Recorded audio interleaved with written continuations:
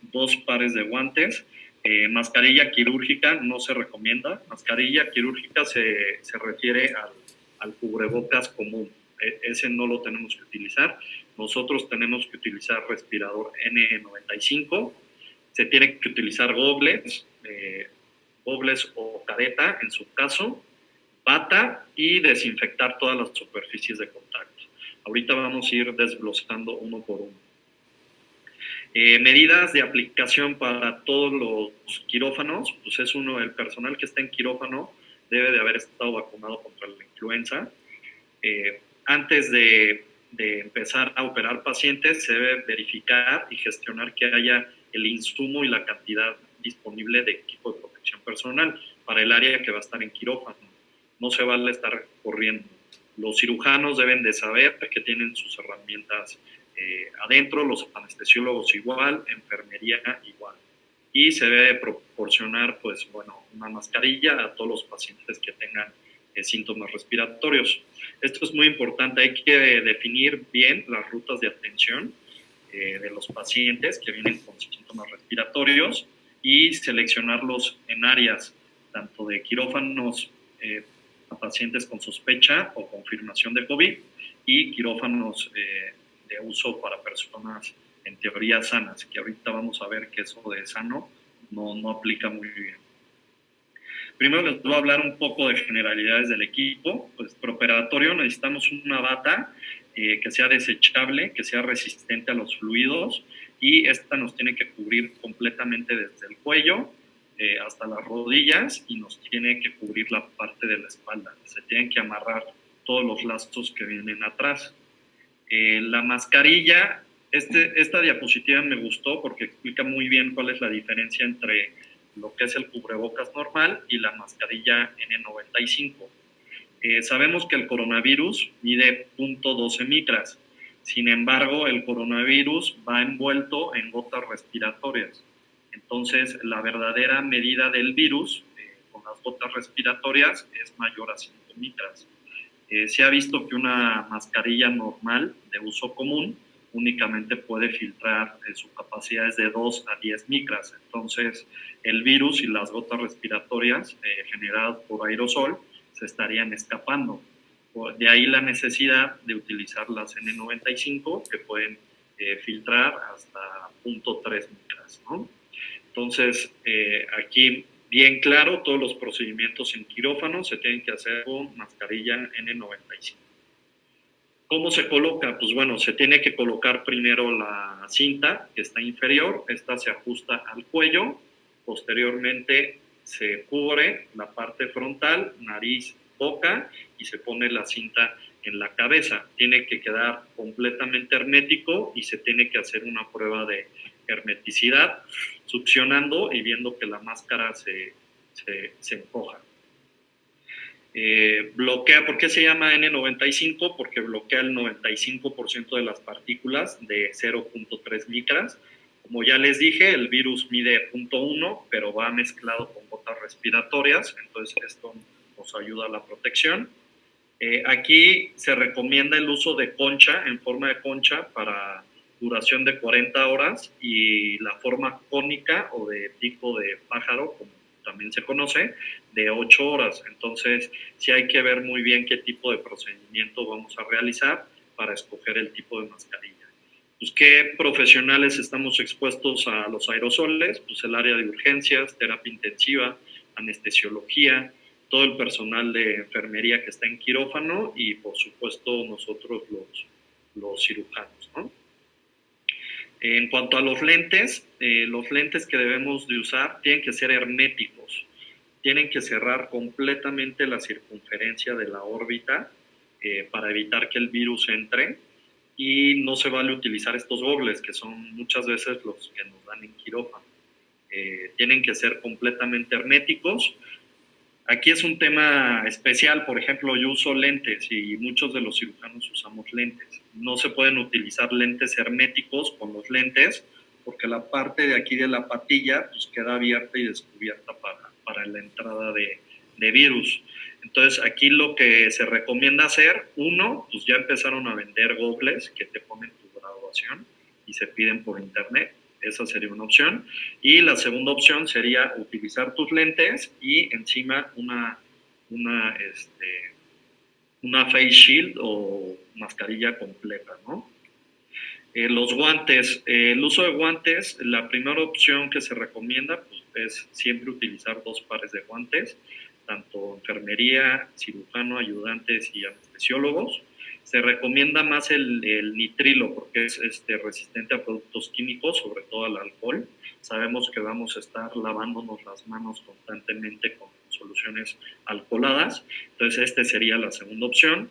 La primera. La segunda sería el uso de látex, que estos tienen mayor flexibilidad, pero no tiene tanta resistencia químico, y los hipoalergénicos, estos no se recomiendan. Entonces, siempre se recomiendan usar 2 pares de guantes. Y este es el equipo más o menos de protección. Este es de un artículo de China, precisamente de Wuhan, de cómo ellos empezaron a utilizar el equipo de protección. Pues bueno, ellos recomendaron, como ven, los gobles haciendo la hermeticidad completa, la mascarilla N95, los guantes, que en este caso vamos a usar 2 pares de guantes. Ellos recomendaron, si ven, está marcado ahí un área rosa como de calzón, ellos recomendaron usar pañales para adultos. Sabemos que muchas veces vamos a estar encerrados en estas áreas, las cirugías pueden durar mucho tiempo, entonces los chinos empezaron a usar pañales para adultos para no tener que estar saliendo al baño. Ellos recomendaban en este artículo el cubrir al celular con una bolsa especial, pero bueno, las recomendaciones actuales de la CDC y de la Secretaría de Salud es ingresar a estas áreas sin joyas, sin relojes, sin plumas, sin cualquier objeto, ¿no? Tenemos que entrar completamente, ahora sí que solos.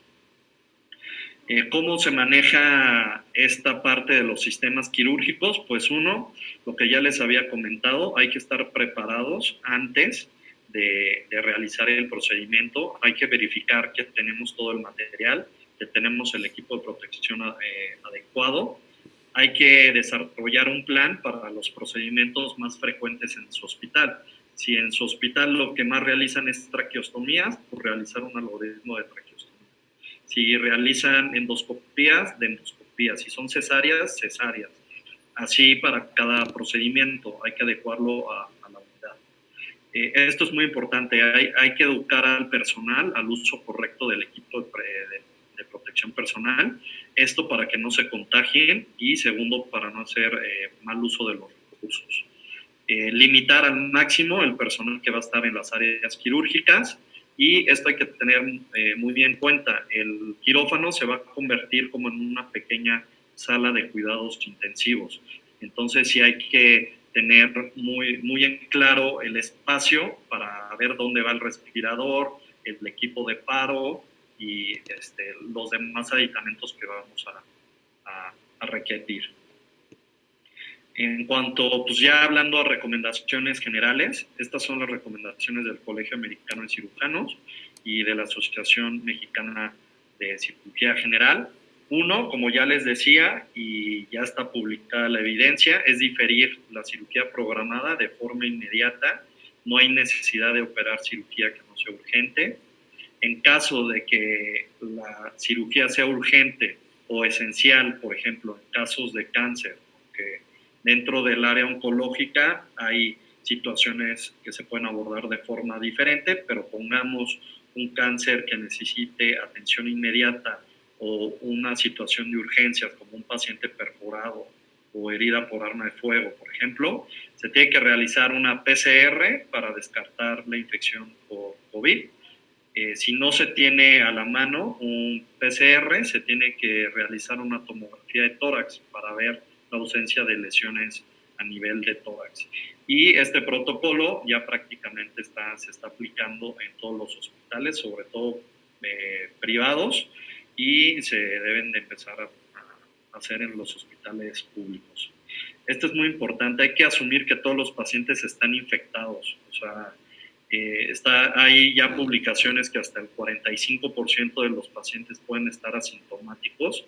Entonces, nosotros como personal de quirófano tenemos que pensar que todo paciente es COVID hasta que demuestre con una prueba que no lo es. Entonces, estos cuidados es para cualquier tipo de cirugía. El uso de equipo completo, que ya les había comentado, y evitar en medida de lo posible la cirugía mínimamente invasiva. Este tema lo vamos a abordar más adelante.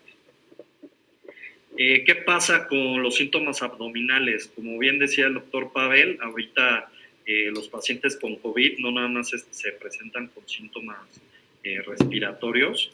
Se ha visto que hasta el 18% presenta síntomas gastrointestinales, diarrea, náusea, vómito y dolor abdominal. Y esto es debido a una disminución en la oxigenación a nivel intestinal. Entonces, al disminuir la concentración de oxígeno, se crean todos estos síntomas intestinales, inclusive pancreatitis. Se dice que el 10% de los pacientes pueden presentar estos síntomas. ¿Y cómo diferenciar COVID o no COVID? Pues bueno, sabemos como cirujanos que la sepsis de origen abdominal se va a presentar con leucocitosis y neutrofilia. Los pacientes con COVID tienden, el 80% va a tener linfopenia, entonces es un dato que nos puede orientar. Y el otro sería la toma de la procalcitonina. En los pacientes con COVID nada más va a estar elevada en el 5%. Entonces, esto nos da una idea en general. Bien, ahora ya tenemos a nuestro paciente quirúrgico. ¿Cómo se coloca el equipo de protección?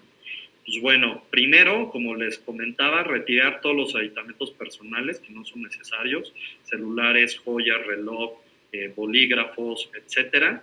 Hacer un lavado de manos, ya sea con agua y jabón, por 10 a 20 segundos o con solución alcoholada.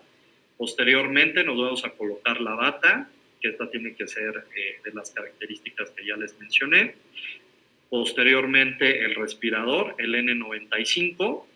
5, el punto número 5, la protección ocular, ya sean gogles herméticos. Los que no lo toleren se puede sustituir por una careta. Posteriormente nos ponemos el gorro para cubrir el área del pelo y nos colocamos el segundo par de guantes. Ya entrando a consideraciones ya durante la cirugía, primero es muy importante el consentimiento informado, aparte de nosotros como cirujanos hablar de las complicaciones propias del procedimiento o del anestesiólogo propias de la anestesia, se tiene que informar muy claro la posibilidad de infección por COVID.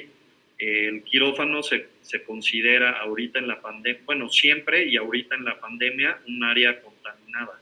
Entonces el paciente tiene que estar informado de que está expuesto a un riesgo de COVID. Esto es importante y tiene que estar en el consentimiento informado. Consideraciones, pues bueno, como ya les había dicho, estas consideraciones deben de ser durante toda la pandemia, permanecer la menor cantidad posible de personas durante la sala, todos tienen que usar su equipo de protección personal completo. La intubación y la extubación del paciente debe ser dentro del área de quirófano, no puede ser en otra área del hospital. La sala se tiene que utilizar de preferencia con presión negativa y o presión neutra. Sabemos que no todos los quirófanos cuentan con esta tecnología, pero es lo ideal. Y para limpiar el material quirúrgico se tiene que hacer de forma separada. El material para pacientes con sospecha o confirmación de COVID y para pacientes que no. Y como les digo, siempre los quirófanos considerarlos un área de contaminación. Ya en quirófanos se tiene que dividir salas para pacientes con sospecha o COVID y salas que no. Una vez que el personal entra a una sala, no puede haber intercambio de personas. Esto es muy importante. Antes es muy acostumbrado a que entren y salgan personas de la sala. Esto es completamente contraindicado ahorita en la pandemia. Los que entran no pueden salir hasta una vez que finalice el procedimiento quirúrgico. Hay que evitar en la medida de lo posible el uso de sistemas de electrocirugía. Me refiero a monopolar, bipolar, bipolar avanzado, bisturí armónico, que utilizamos para disección o hemostasia. ¿Esto por qué? Porque genera aerosoles. Si es indispensable utilizarlo, se tiene que utilizar con un sistema de aspiración. Generalmente utilizamos la cánula de Jan Tower, aspirando el humo que va saliendo durante la hemostasia o el corte de los diferentes tejidos. El quirófano tiene que tener un sistema de ultrafiltración. Aquí me metí a investigar un poco y hay dos tipos de sistemas de filtración. Hay uno que se llama de filtración de alta eficacia, filtra el 99.9% de bacterias y virus, y ese es el que la mayoría de los quirófanos tiene. La recomendación es que el aire se esté filtrando cada 15 minutos. Hay otros sistemas que se llaman de ultrafiltrado, y estos filtran el 99.99% de las partículas de quirófano. Entonces es muy importante averiguar qué tipo de sistema de filtración tienen los quirófanos. Y este dato me pareció muy importante anotarlo. A los 5 minutos de activar nosotros, ya sea el bisturí armónico, cualquier equipo de hemostasia, la concentración de partículas de humo se eleva de 60,000 a 1,000,000 de partículas por pie cúbico. Entonces, obviamente estamos generando aerosoles y estos aerosoles pueden contener el virus. De aquí la importancia de evitar el uso o hacerlo con un sistema de succión. En cuanto a la cirugía de mínima invasión, pues bueno, la producción de aerosoles va a ser mayor porque se utiliza algo que se conoce como neumoperitoneo, que es introducir dióxido de carbono a la cavidad abdominal, y esto hace que las partículas se formen aerosoles. Sin embargo, el control es mayor porque estamos en una cavidad cerrada y se puede aspirar de mejor manera. Hay que evaluar muy bien la relación costo-beneficio para ofrecer este tipo de procedimientos.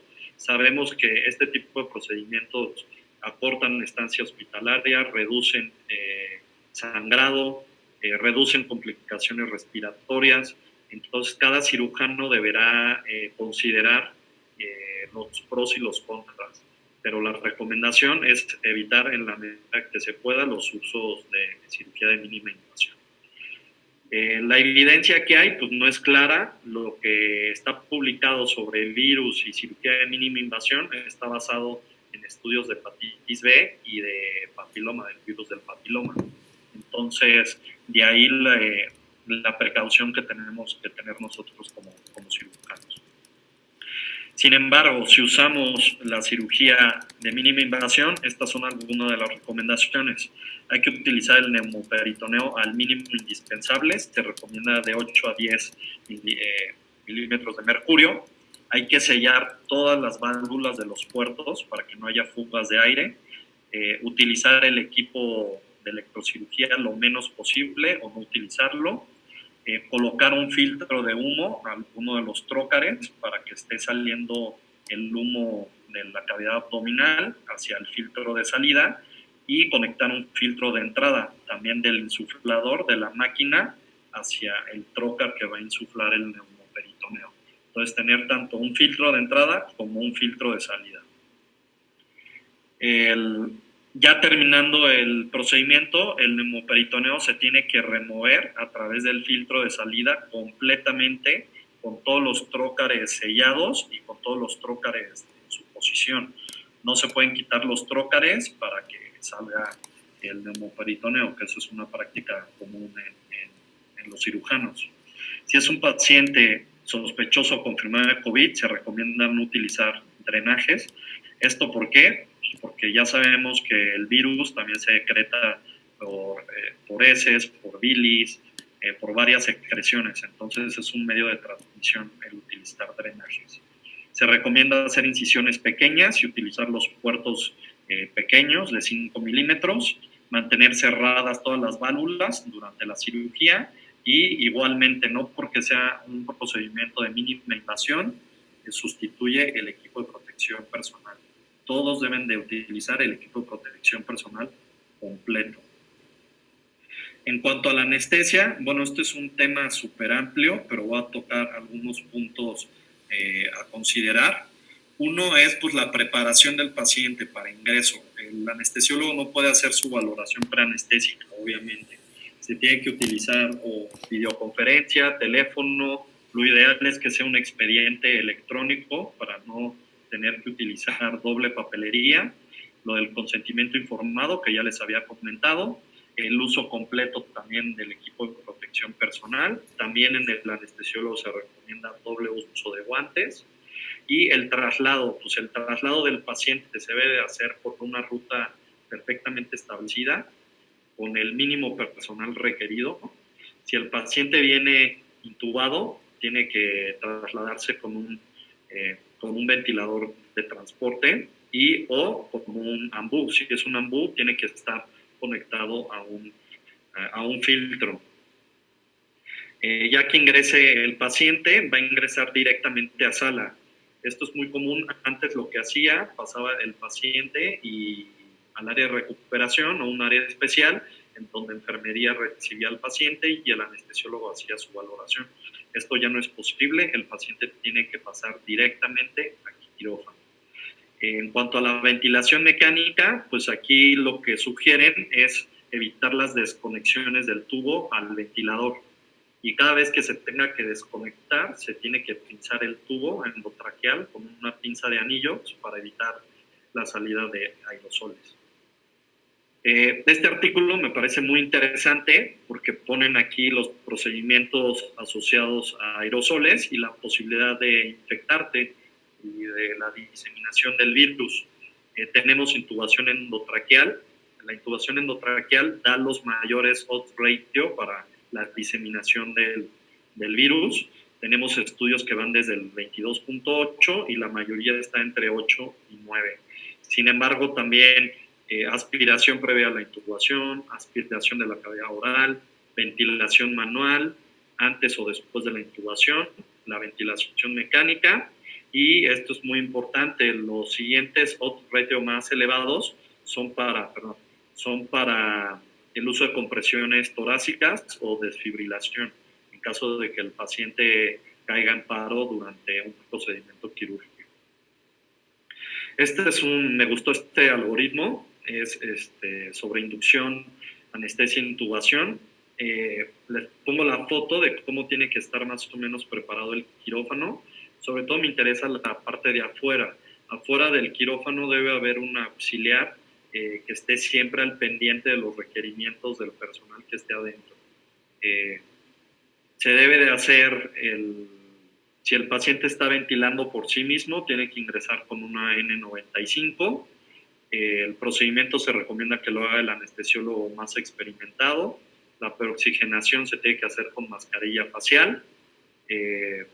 Y esto es muy importante, se recomienda la inducción de secuencia rápida con el uso de videolaringoscopio para evitar las intubaciones fallidas, y lo más importante es no ventilar. Se tiene que hacer un bloqueo neuromuscular profundo para que el paciente no tosa, no vomite, y una vez ya insertado el tubo, se tiene que inflar el balón y conectar a la máquina. Hasta ese momento se va a empezar a ventilar el paciente. Todo esto para evitar la generación de aerosoles. Aquí pongo un poco el algoritmo del Instituto Nacional de Cancerología, que es muy parecido. Nada más aquí la diferencia es, aquí le ponen en el punto número 2 si el paciente es cooperador o no. Si el paciente no coopera, ellos hacen una inducción de secuencia rápida con videolaringoscopio, y si el paciente está cooperando, hacen la preoxigenación con una mascarilla facial a 10 litros por minuto, entre 2 a 5 minutos. Durante la intubación, esto es muy importante, no sé, los anestesiólogos generalmente ventilan con una posición de S, con una mano, sujetan lo que es la mandíbula y la mascarilla. Durante la pandemia se sugiere que un anestesiólogo con las dos manos utilice la posición de V y E para completamente sellar la mascarilla a todo lo que es la boca y la nariz y no se generen aerosoles. Como les comento, es un procedimiento de muy alto riesgo, hay que tener un carro especial para pacientes con COVID. Hay que limitar el staff que va a estar ahí. Se sugiere la persona que va a estar entubada y otra persona que asista al anestesiólogo.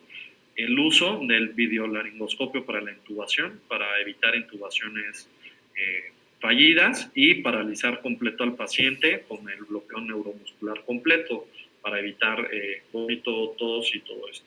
Y por supuesto el equipo de protección completo. En cuanto a la extubación, pues bueno, este se considera el momento de mayor riesgo, porque ya que el paciente puede toser y vomitar. Entonces, aquí lo que se recomienda es aspirar las secreciones con un sistema de aspiración cerrado.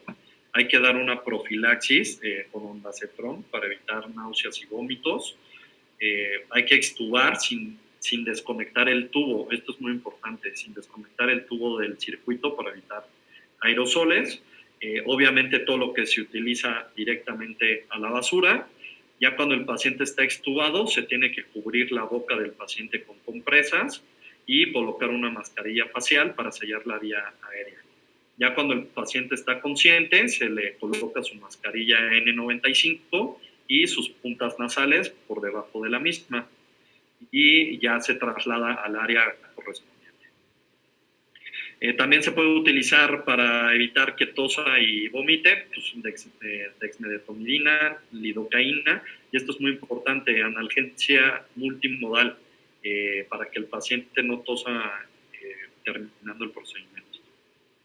Ahora, ¿qué sigue? Pues cómo nos retiramos del equipo de protección personal.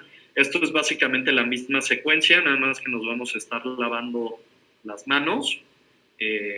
Se realiza el lavado de manos, se retira el primer par de guantes, nos volvemos a hacer el lavado de manos, nos retiramos la bata. Esto puede ser rompiendo, si es de tela, rompiendo directamente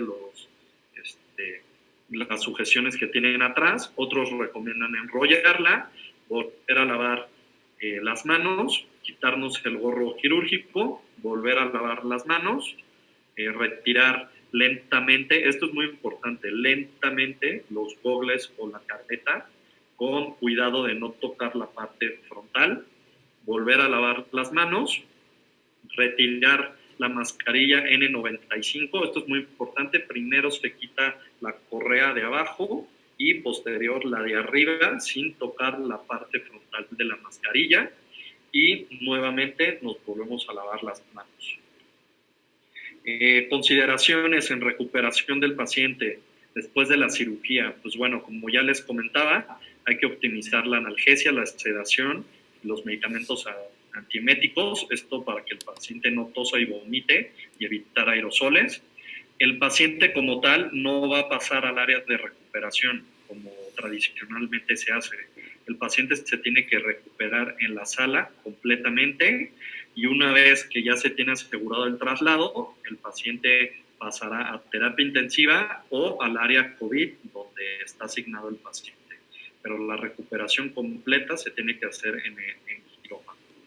En caso de, bueno, limpieza y desinfección de todo el equipo, eso es evidente, lámparas, mesa, techo, todo, absolutamente todo. Inclusive recomiendan poner a la máquina de anestesia, cubrirla con un plástico, quitar ese plástico, tirarlo y volver a limpiar también la máquina de anestesia. Hay que desechar, en caso de anestesia general, la línea de capnógrafo y el circuito. Y bueno, también se recomienda, ya una vez que salga el personal de quirófano, el baño, entrar a regadera, bañarse y el cambio de ropa. Algunas referencias que yo vi, aquí se las pongo para que las consulten. Les pongo en rojo la primera, porque se me hizo la más completa, es del Colegio Americano de Cirujanos, y me gustó mucho cómo manejan aquí la información, porque la dividen por especialidades. Entonces, yo sé que no todos son cirujanos generales, no todos son cirujanos oncólogos, hay ginecólogos, hay oftalmólogos, otorrinos, etcétera, angiólogos, y para todos ellos viene una serie de recomendaciones para procedimientos específicos de cada especialidad. Entonces les recomiendo que visiten esta referencia. es bastante buena. Y pues bueno, agradecer nuevamente la invitación. Espero que les haya gustado mi presentación y estoy abierto a cualquier pregunta. Ok. En caso de que existiera alguna pregunta por los usuarios que están en YouTube, pueden escribirla directamente en el chat para darle lectura o algún comentario. Muy buena revisión. Era un tema obligado, el cual quedaba pendiente de revisar. Si bien se vienen muchos cambios, hay muchos temas pendientes por la desreconversión, como le están llamando. Y en muchísimos hospitales en México se vieron sometidos a este cambio de reconvertir áreas, transformar quirófanos en zonas de terapia, en hacer movimientos, utilizar máquinas de anestesia como ventiladores. Ahora viene este proceso de desreconversión y a su vez pues hubo procedimientos, las urgencias no se pudieron detener. Entonces es un tema esencial el cuidado durante los procedimientos quirúrgicos y me parece que fue una excelente revisión. Ahí me faltó comentarles, esto es muy importante. Los pacientes, bueno, el personal que entre a quirófano, antes de colocarse el equipo de protección personal y pues ya entrar como tal a la cirugía, tiene que hidratarse muy bien, porque traer el equipo de protección personal, operar con el equipo de protección personal no es nada fácil. Se te empañan los gogles, se te empaña la careta te llega hasta el tórax, entonces muchas veces te contaminas con los brazos por tocar la careta.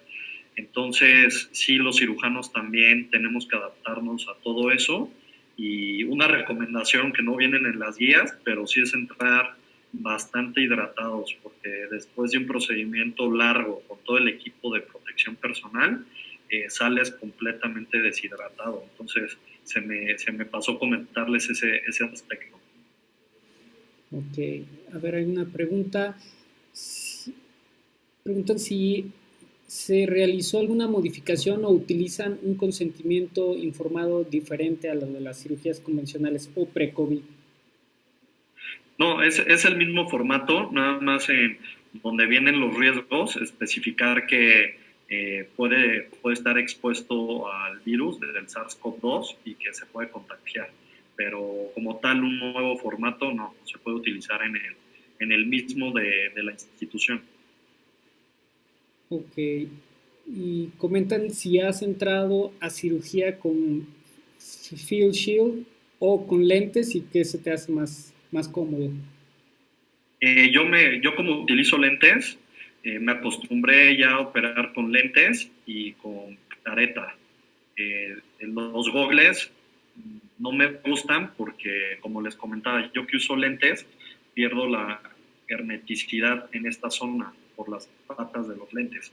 Entonces, como les decía, una opción es o usen gogles que ya te los pueden graduar, lentes de contacto para que puedas utilizar los gogles encima, pero bueno, yo me adapté con los lentes y la careta. Ok, muy bien.